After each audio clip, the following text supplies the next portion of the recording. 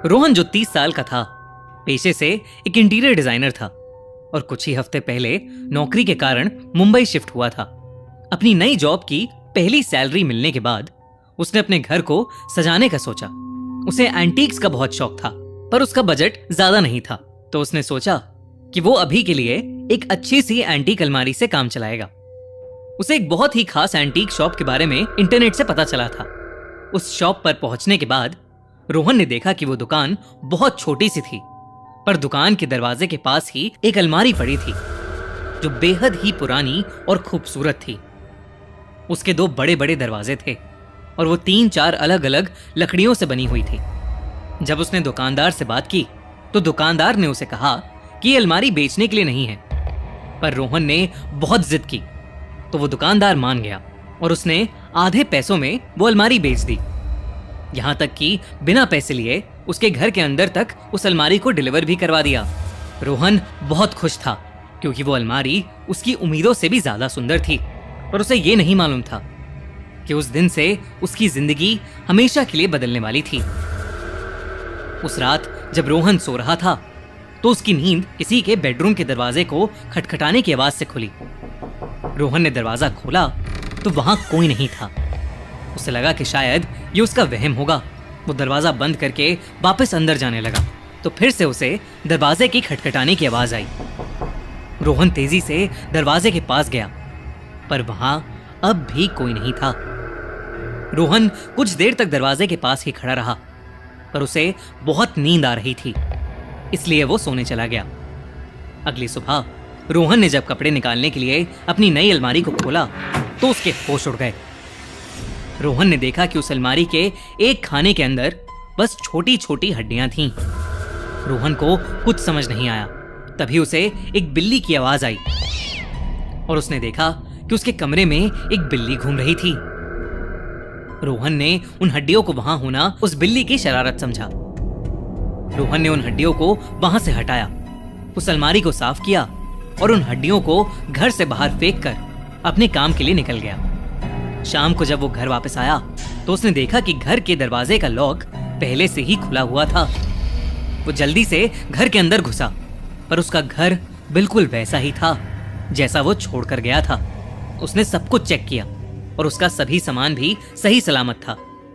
उसने सोसाइटी के चौकीदार से पूछा, पर चौकीदार ने किसी को भी ऊपर जाते नहीं देखा था। उसे ये बात बहुत अजीब लगी क्योंकि उसे अच्छी तरह याद था कि वो दरवाजा लॉक करके गया था, पर अगर कोई उसके घर में घुसा होता तो वो सामने वाले चौकीदार को दिख ही जाता और उसके जरिए रोहन को भी पता चल जाता। रोहन को फिर लगा कि शायद उसी की गलती से दरवाजा खुला रह गया होगा। खैर, उस रात थकान के मारे वो बिस्तर पर लेटते ही सो गया। उसकी नींद एक तेज खटखट से खुली, ठीक कल रात जैसे ही खटखट। लेकिन इस बार रोहन को एहसास हुआ कि वो आवाज उसके बेडरूम के दरवाजे से नहीं बल्कि उसकी अलमारी से आ रही थी। रोहन ने जैसे ही उस अलमारी का दरवाजा खोला उसने देखा कि अंदर फिर से वही छोटी हड्डियां पड़ी थीं। रोहन बहुत कंफ्यूज्ड हो गया। वो कमरे में देखने लगा कि कहीं वो बिल्ली वापस तो नहीं आ गई। इतने में उस अलमारी के अंदर से एक छोटे बच्चे के रोने की आवाज आई।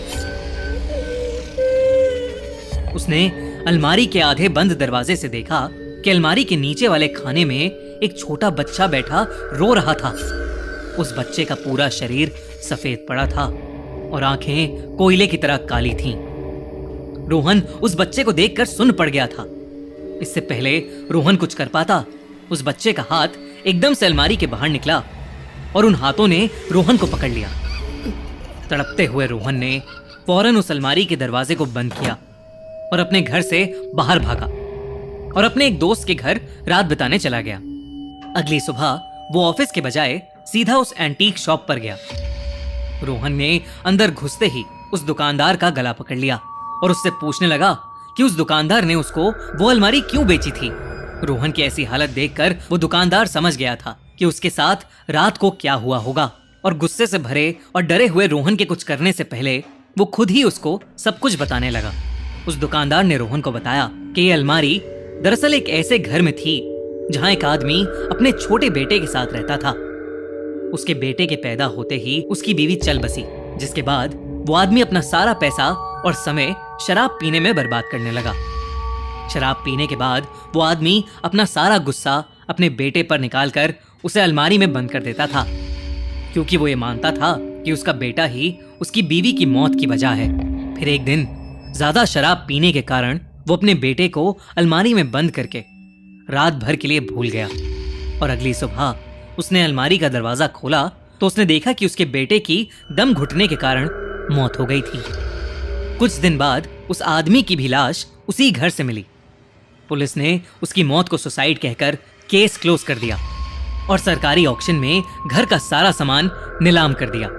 उस एंटीक शॉप के दुकानदार ने वो अलमारी उसी ऑक्शन से नीलामी में खरीदी थी, जिसके बाद उसकी जिंदगी नर्क बन गई थी।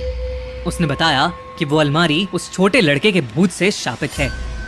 उस छोटे लड़के ने उस दुकानदार को भी बहुत तंग किया था। उसने वो अलमारी तोड़ने की कोशिश भी की, लेकिन उसके बाद भी उस अलमारी पर कोई असर नहीं हुआ।